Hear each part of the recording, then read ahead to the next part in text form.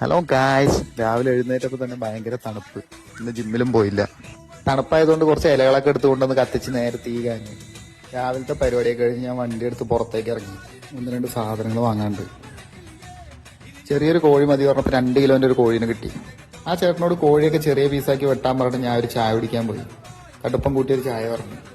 ചില്ല് കൂട്ടിലെ എണ്ണക്കടികൾ എന്നെ നോക്കി പുഞ്ചിരിക്കുന്നുണ്ടായിരുന്നു. പക്ഷെ ഞാൻ അവരെ മൈൻഡാക്കിയില്ല. വീട്ടിലെത്തി ചിക്കൻ ഉണ്ടാക്കാനുള്ള പരിപാടിയാണ്. ചിക്കൻ മസാലയും ഉപ്പും ജിഞ്ചർ ഗാർലിക് പേസ്റ്റും മാത്രമാണ് ഞാൻ അതിൽ ഉപയോഗിച്ചിട്ടുള്ളൂ.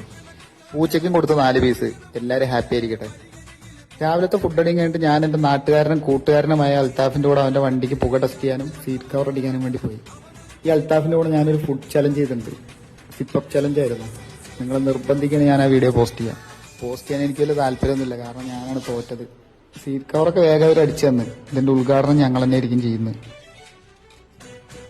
ഉച്ചത്തെ ഫുഡ് അടിയും കഴിഞ്ഞിട്ട് ഞാൻ നേരെ പടത്തിന് കയറി. വിനീത് ശ്രീനിവാസിന്റെ പടത്തിന് കയറിയത്. ഒറ്റയ്ക്ക് പടത്തിന് പോണത് വേറെ തന്നെ വൈബാണ്.